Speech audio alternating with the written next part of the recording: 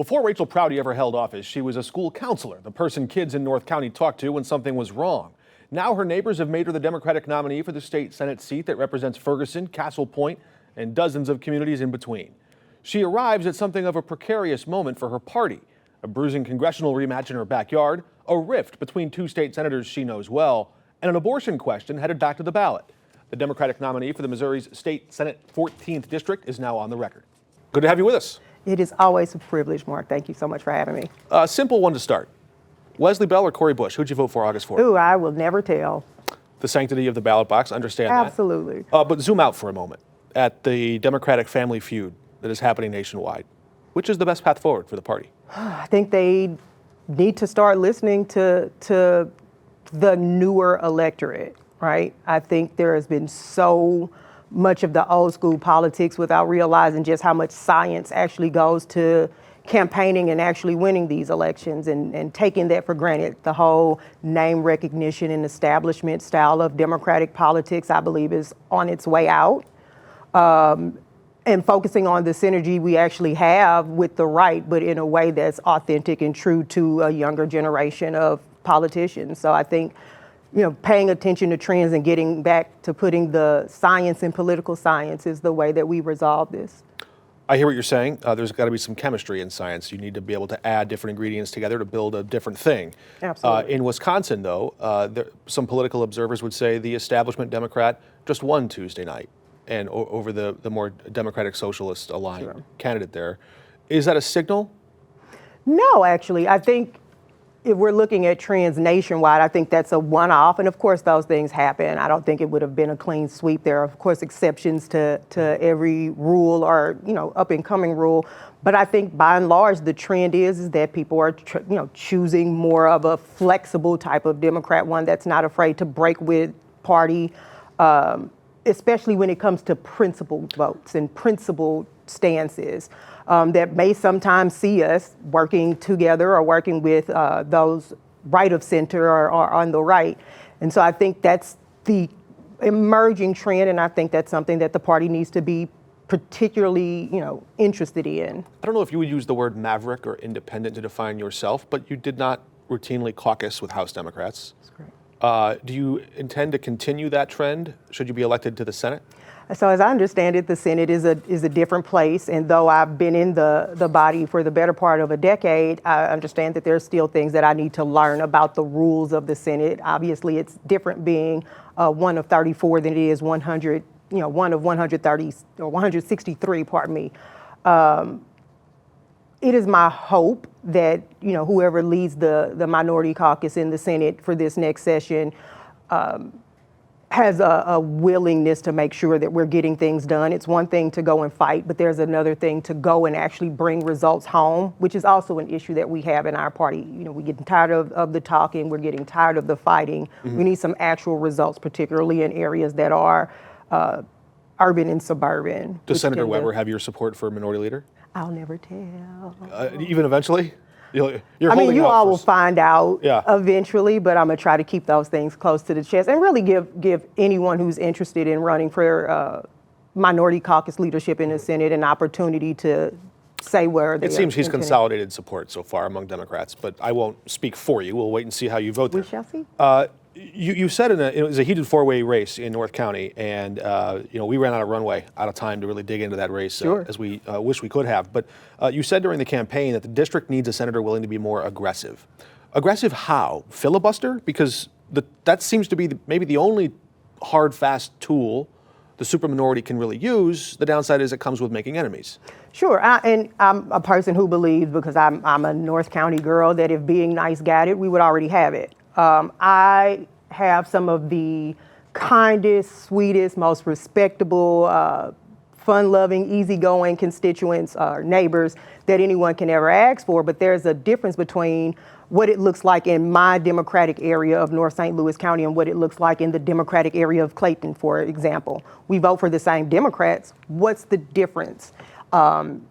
Why is the top performing school district in this area when they vote for the same party? And I have, in my district, a Riverview Gardens and a Normandy. And I believe that's because when we go down to the halls of power, what are we doing there to make sure that we're bringing something back? I'm not okay with being there for 8 years and the conditions of our school systems and our communities and our roads and just the quality of life have not improved or is better for my being there. And so absolutely, I believe that going down there and actually bringing something home, and if that calls for making enemies in that building, as long as I get it done and bring something back to the district, I'm completely fine with that. I think you may have inadvertently just sold a few campaign mugs on the program here. The slogan, "If being nice got it, we'd already have it," on your mean mug right there. On my mean mug, that's right. Okay, let's talk about sometimes politics can be mean.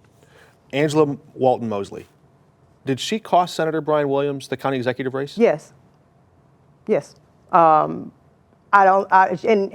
just to be honest about it, because I mean, I'm me still, and I'm, as they say, good in every hood. She wasn't bashful about it either.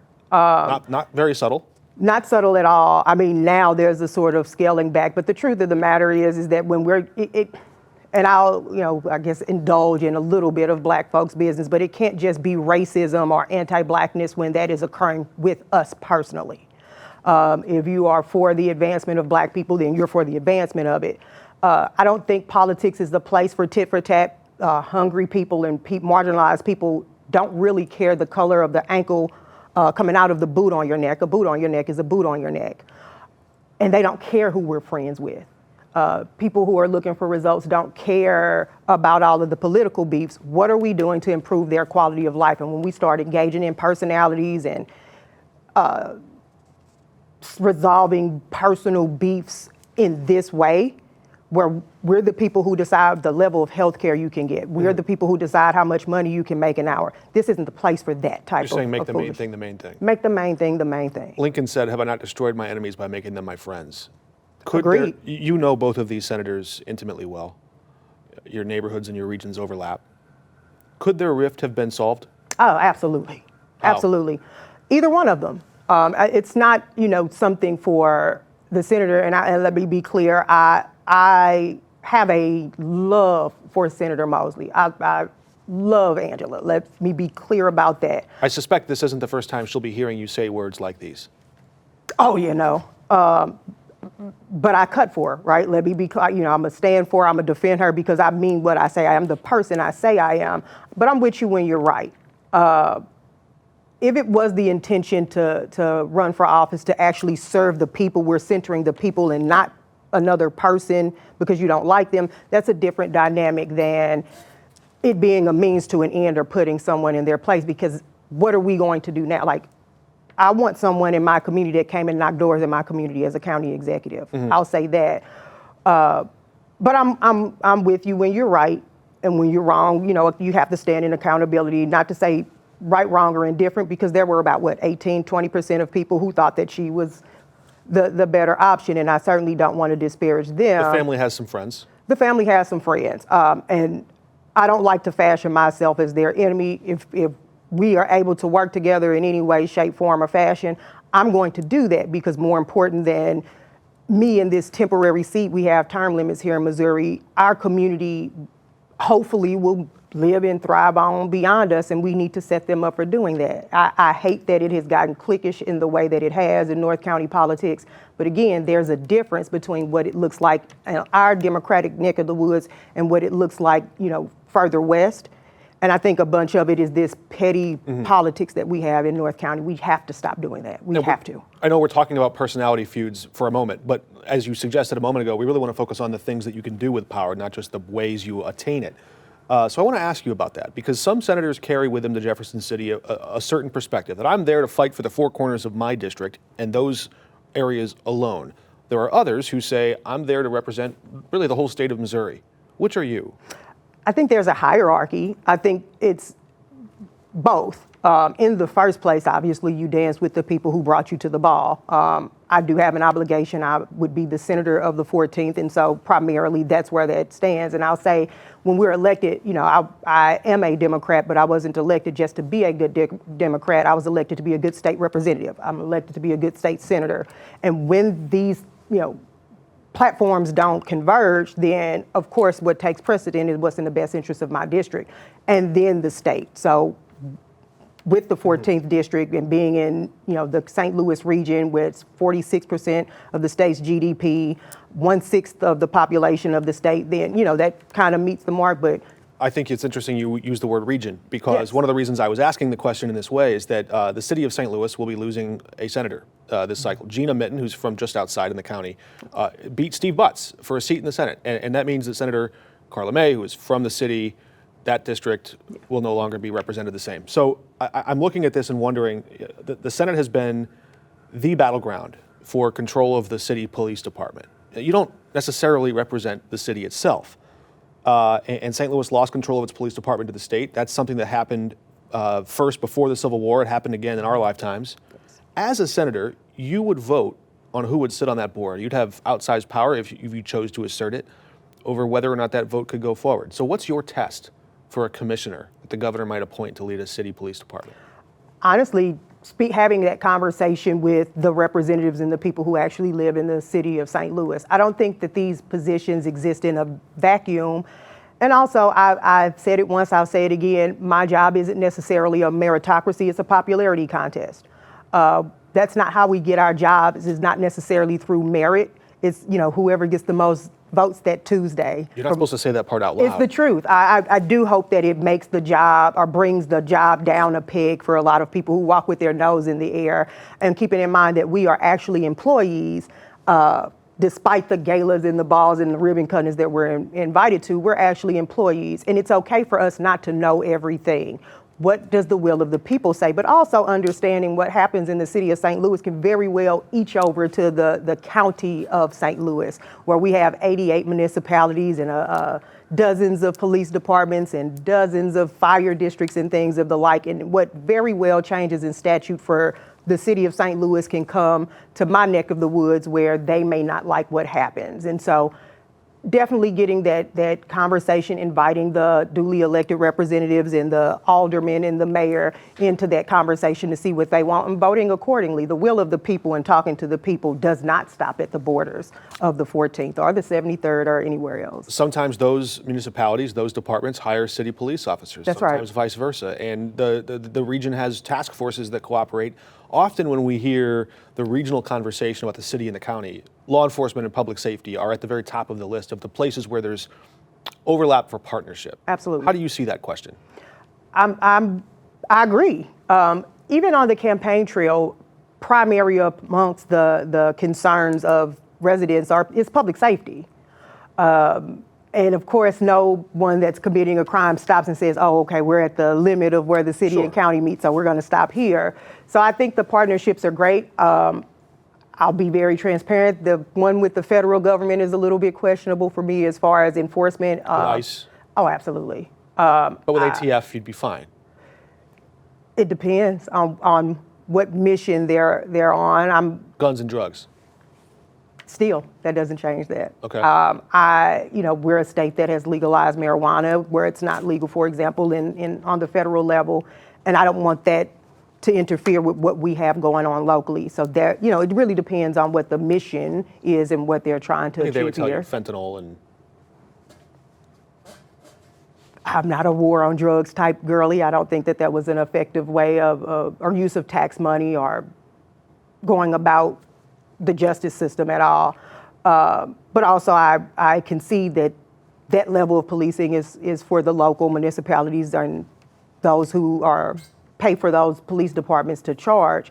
So being more of a supportive role there. Now, when the state is brought into that, again, like the city of St. Louis situation with the police board, getting that feedback from those constituents. But I am also very much so a local control type of individual and support those, even in spite of what I may personally feel about a matter. I'll show you after the interview. I didn't have this on my list of questions here, but you've piqued my curiosity. I wonder how far you would go in this direction. Would you abolish the ATF? No. No. No. But your discomfort about it being involved in Missouri is what? Overreach. I think the state has too much of an appetite to please the federal government in a way that it shouldn't and that it hasn't previously. Citizens could get caught up in that somehow. Without question. Yeah. I believe we have. We saw the same with redistricting, not necessarily policing, but I think there's an appetite to appease the higher ups. We have a majority Republican legislature. completely Republican executive branch that kind of bends the knee to the federal government. That makes me profoundly uncomfortable. We're going to tell our viewers a little bit more about this after the break, but the Supreme Court has been expediting this push to resolve the map question soon, because local election authorities have to draw those lines that decide where people vote.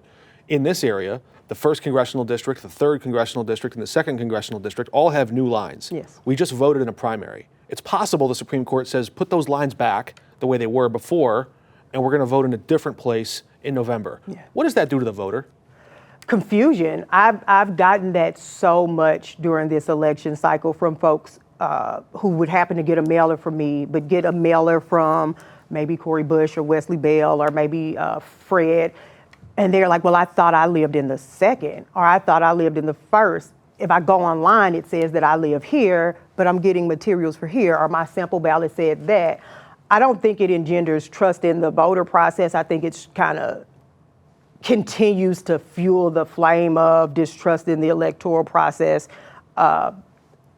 It's pretty gross. I don't know, obviously, why we did it. There's no good explanation for it, but again, it goes back. Political advantage. For sure, and it goes back, in my opinion, to the policing question about having federal agencies come in, or entities or influence come into our local politics in this way, and what does that do to the citizens more importantly than it does for what it does for any politician or politics in general. If you'll indulge me the personal comment, this is one of the reasons I enjoy conversations with you, talking about politics with you, is because you connect dots that I hadn't seen connected before in my mind, but I'm following you. Okay, so let's go back to the public safety and the regional conversation. Sure. Because there is an old question in this region that never seems to die. Should the city and the county reunite after that great divorce of 1876? You would represent North County in that conversation. Where do you stand on that, and what would your constituents gain or lose? I stand with the people, and the people don't like it. Not around my neck of the woods. They don't like which? They are not a fan of the city-county merger. Why? Numbers-wise,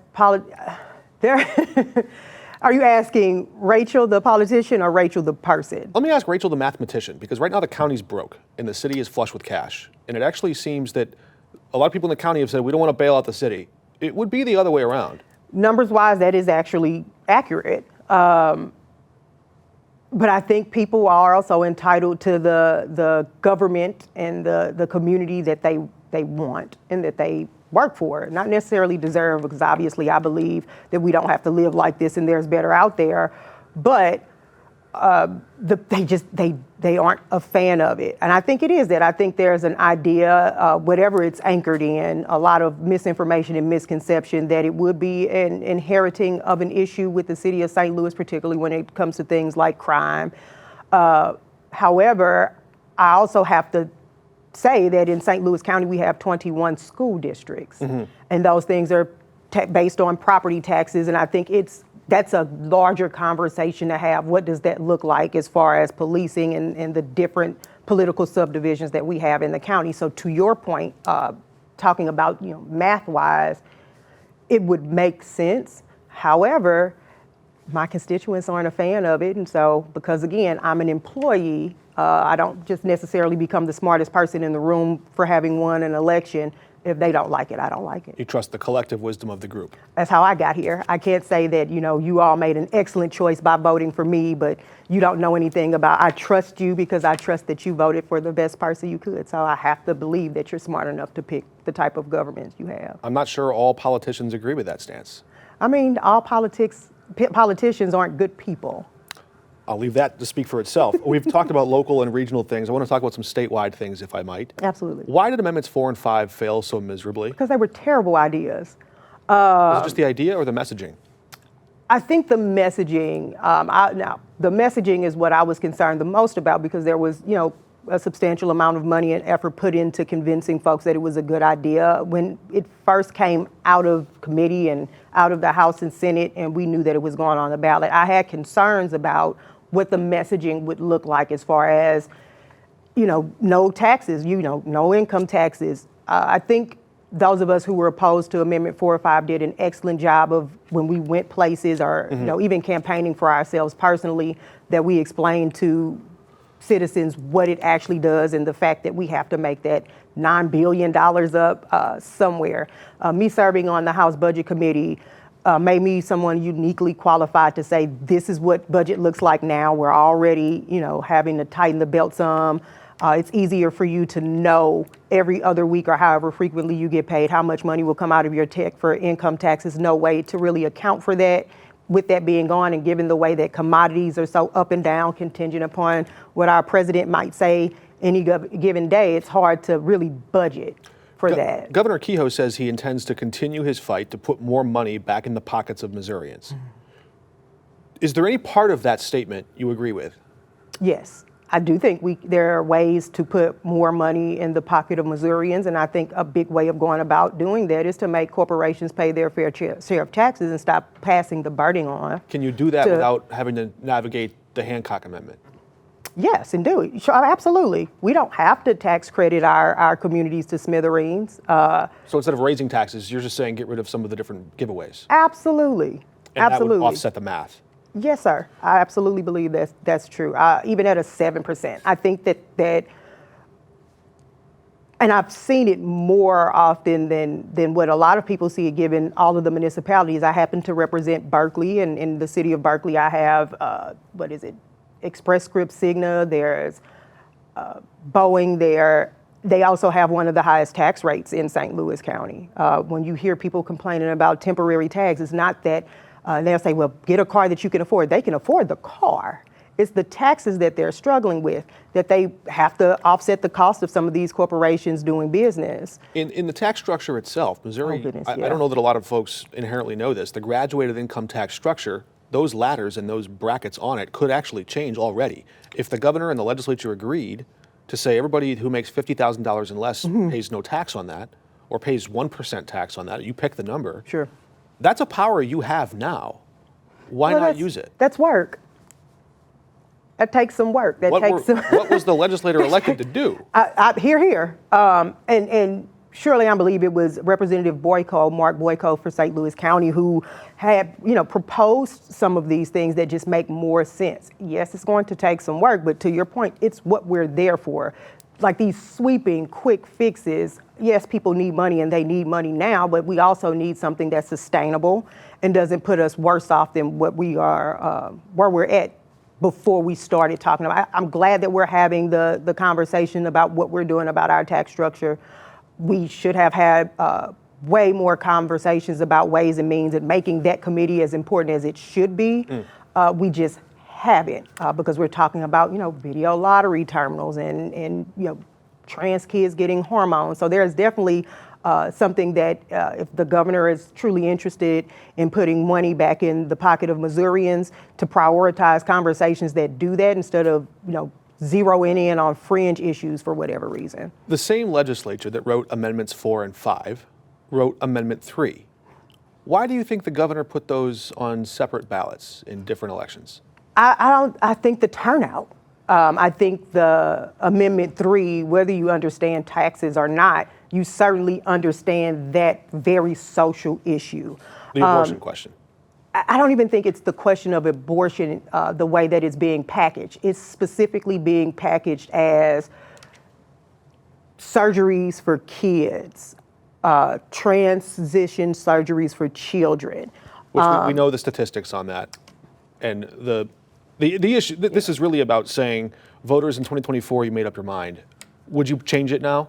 Sure. But if we tell you this is a part of that, right? This was an oversight, this was a loophole. And again, it assumes that the voter, and I remember being in the conversations, I'm the ranking member of Children and Families, the committee that it came out of, that the voters just did not understand or didn't know what they were voting for when they voted for, which is extraordinarily insulting.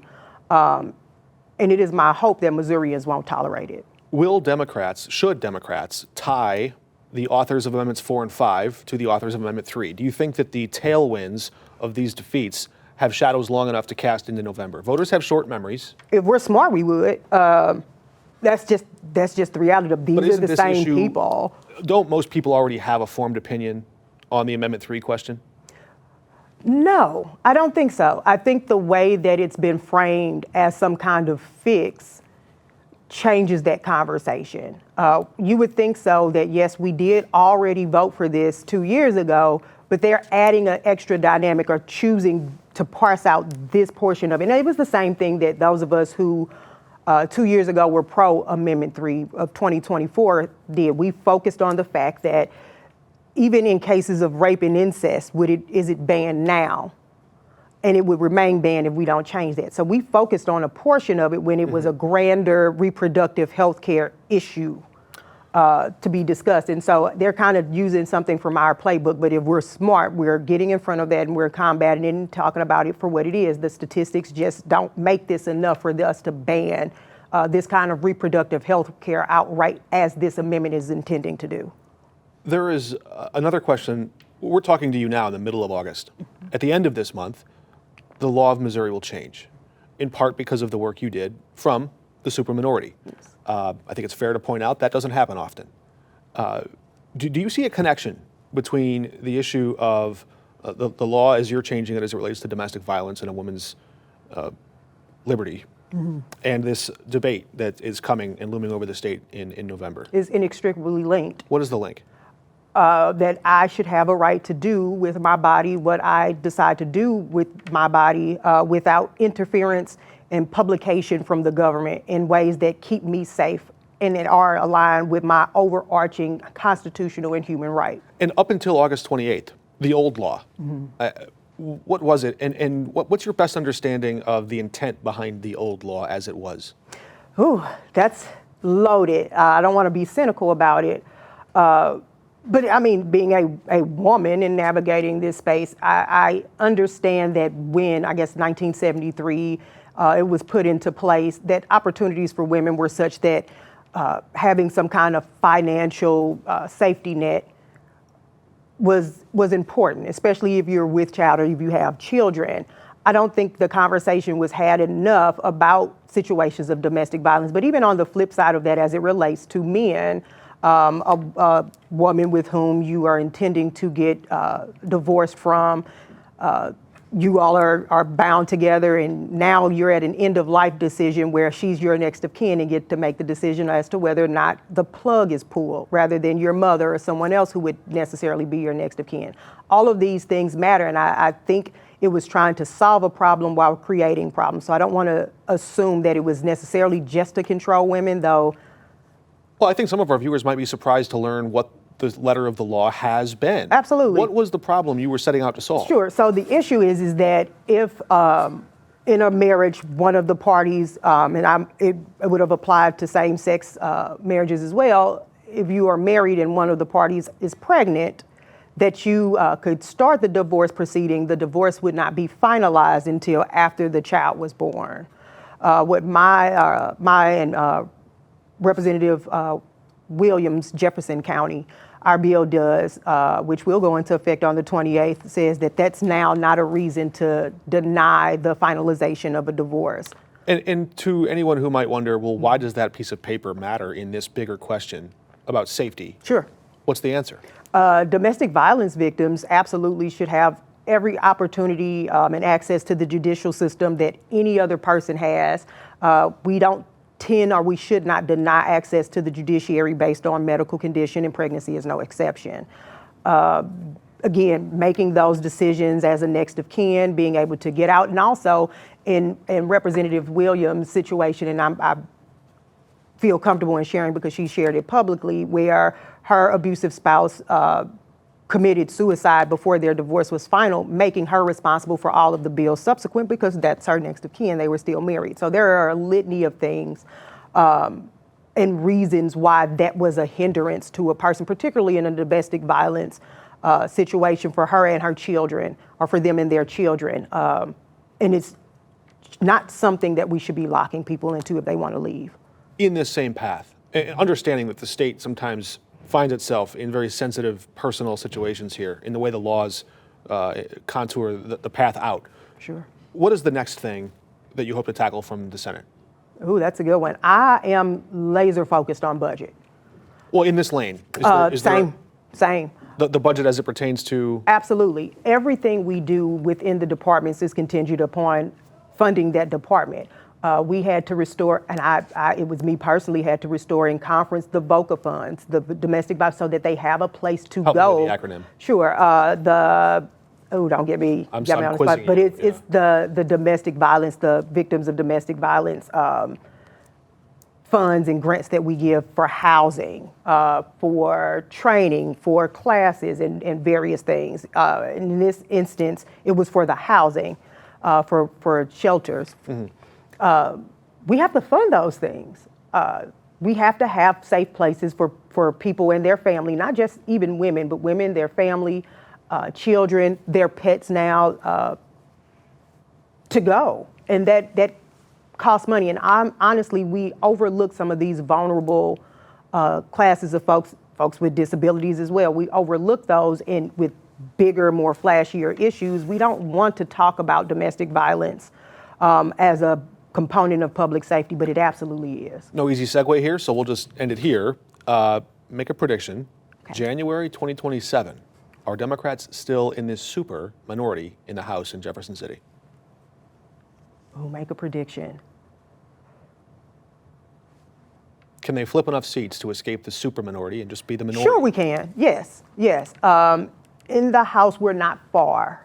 The Senate? The Senate's a little bit more tricky. A tougher fight? Yes. All right, thank you for your time. Raychel Proudie. Always a pleasure, Mark. Thank you so much. We're back in a moment.